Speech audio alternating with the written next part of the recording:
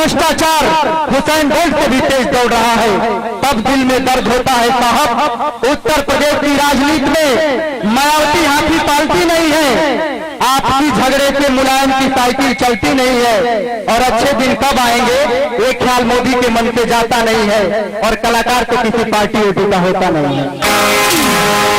आइए साहब, हम सब हिंदुस्तान के लोग हैं, संस्कार वाले लोग हैं साहब। हम जानते हैं कि हमारे घरों में संस्कार पलता है, हम अपने घर से माँ बाप का आशीर्वाद लेकर निकलते हैं, आपका आशीर्वाद हम आते हैं तो मंचों पे मिलता है साहब। दुनिया में आप कितना हो बड़ा आदमी बन जाइए, देखिए हमारे हिंदुस्तान का संस्कार पूरे विश्व में माना जाता है साहब, क्योंकि अमेरिका डॉलर पर शक्ति रखता है, चीन सम पर शक्ति रखता है। अमेरिका डॉलर पर शक्ति रखता है, चीन सम पर शक्ति रखता है, इंग्लैंड अतीत में शक्ति रखता है, लेकिन हमारा हिंदुस्तान एक इकलौता देश है जो परिवार और संस्कार पर शक्ति रखता है। और वो संस्कार हमें एक माँ से मिलता है, वो संस्कार हमें एक पिता से मिलता है, वो संस्कार हमें एक भाई से मिलता है, वो संस्कार हमें एक भाभी से मिलता है, जिसे हम भाभी माँ भी कहते हैं साहब। हिंदुस्तान में आपका नाम बहुत बड़ा हो सकता है, आप धीरू भाई अंबानी, मुकेश अंबानी, टाटा, बिल गेट्स से बड़े हो सकते हैं साहब, लेकिन घर में अगर माँ बाप दुखी हो तो आपका बड़ा नाम होना व्यर्थ है साहब। क्योंकि कहा गया है कि वो इंसान क्या जिसमें स्वाभिमान नहीं होता, वो इंसान क्या जिसमें स्वाभिमान नहीं होता, वो गीत क्या जिसमें कान नहीं होता। अरे मंदिर की मूर्तियों से दुआ मांगने वालों, तालियां बजा के बताओ माँ बाप से बढ़ के कोई भगवान नहीं है। आइए मैं आपके आशीर्वाद से इस कार्यक्रम की शुरुआत करना चाहता हूँ। हम लोग जन्मदिन के कार्यक्रम में आए हैं साहब, आपका प्यार पाने हम जिसके जन्मदिन में आए हैं, चिंटू बाबू के भतीजे के जन्मदिन में हम सब आए हैं। पूरे कलाकार दिल से आशीर्वाद देते हैं, हजारों वर्ष तक वो बाबू जिए, आप सबका प्यार मिले उसको। आइए मैं इसी के साथ इस कार्यक्रम के पूरे पारंपरिक तौर पर मैं कार्यक्रम की शुरुआत करना चाहता हूँ। माँ सरस्वती के 4 पत्तियां निवेदित करके सीधे शिवम बाबू को मैं इस मंच से बुलाना चाहता हूं, और मैं चाहता हूं कि आप सब ताली बजाकर इस कलाकार का सम्मान करेंगे साहब, क्योंकि मैं तो माँ बीरा तुमसे यही वरदान मांगता हूं, मेरी आवाज सजा दो मैया, बस तुमसे यही प्यार मांगता हूं। अरे मैया मैं वो कलम नहीं जो बिक जाती हो तलवारों से, मैं शब्दों का गीत लिखा हूं हथियारों चौबारों पे। एक ताली बजाकर मैं चाहता हूं कि दोनों हाथ ऊपर उठाकर इस बच्चे को आशीर्वाद दीजिए। ये इतना छोटा बच्चा है, देखिए मैं इसके लिए क्या करता।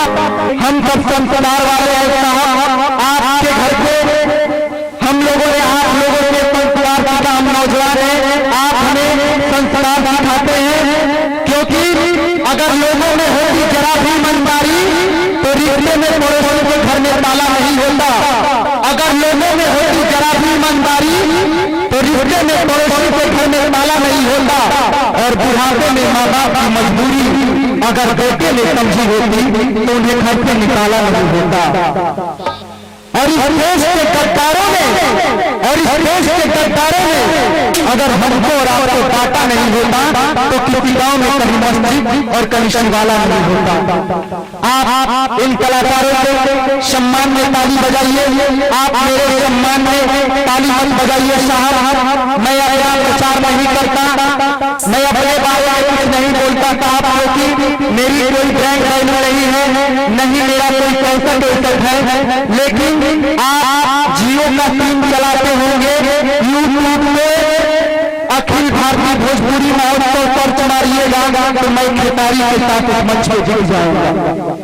आप यूट्यूब पे बानर महोत्सव खोलिए तो मैं मंच पे जुड़ जाऊंगा साहब। मैं अपने बारे में कुछ नहीं बोलता, क्योंकि जब मैं मंच से भीड़ में माताओं को देखता हूँ हाथ उठाकर ताली बजाते हुए, तो मुझे एहसास होता है कि भीड़ में माँ गांधारी और कुंती बैठी हुई है, तो मैं महाभारत का अर्जुन ऐसे ही बन जाता हूँ। मैं अपने नौजवान भाइयों को ताली बजाकर जुनून में देखता हूँ तो मुझे एहसास होता है कि मेरे कानों में कवच कुंडल है, तो मैं महाभारत का दानवीर कर्ण बन जाता हूँ।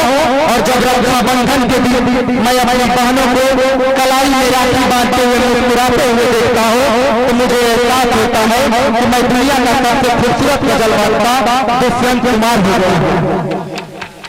आइए मैं आपके एहसास और आपके विश्वास को उस बुलंदी तक लेके जाना चाहता हूँ।